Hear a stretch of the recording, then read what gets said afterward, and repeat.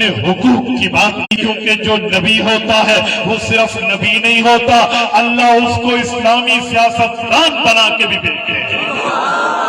اللہ کا قرآن ہے، آپ کہیں گے نبی بھی ہو اور اسلامی سیاستدان بھی ہو، وقت کی قیادت و سعادت کا اس کے سر پہ تاج سلطانی بھی ہو، کہاں ثابت ہے؟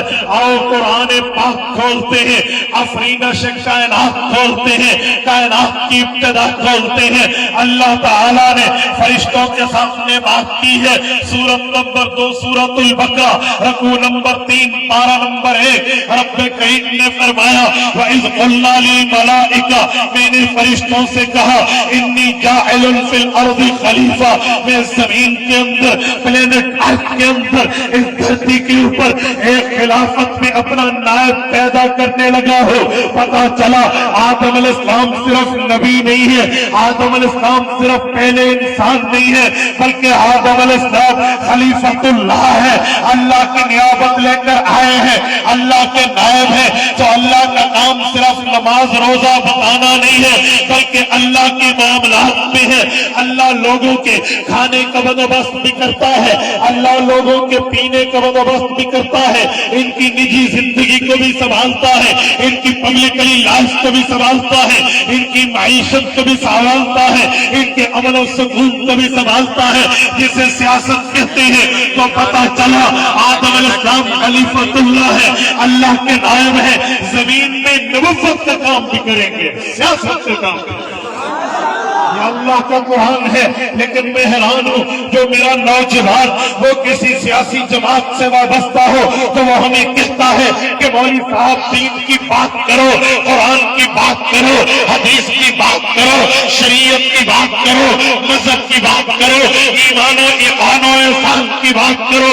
تم اسمبلی کی بات کیوں کرتے ہو؟ سینٹ کی بات کیوں کرتے ہو؟ الیکشن کی بات کیوں کرتے ہو؟ سیاست کی بات کیوں کرتے ہو؟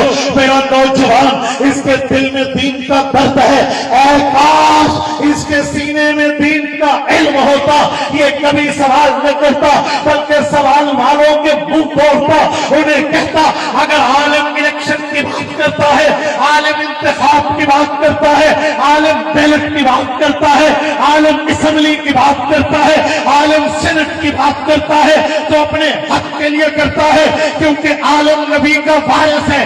کل نبی سیاست دان تھے، آج ان کے ورثہ سیاست دان۔ آج مسئلہ یہ ہے میرے نوجوان کے سامنے یہ بات نہیں ہے، میرے نوجوان کے سامنے یہ دلیل نہیں ہے، اس لیے وہ الٹا لوگوں کو جواب دینے کے علماء پہ سوال کر دیتا ہے کہ جمعیت علماء اسلام سیاست میں کیوں ہے، مولانا مفتی محمود کا کردار کیوں ہے، مولانا غلام محمد ہزاروی کا کردار کیوں ہے، مولانا عبداللہ نخاستی کا کردار کیوں ہے، قائد ملت اسلامیہ امام انقلاب حضرت مولانا فضل الرحمان حافظ الرحمان کا کردار کیوں ہے، یہ ہر وقت سیاست کی بات کیوں کرتے ہیں۔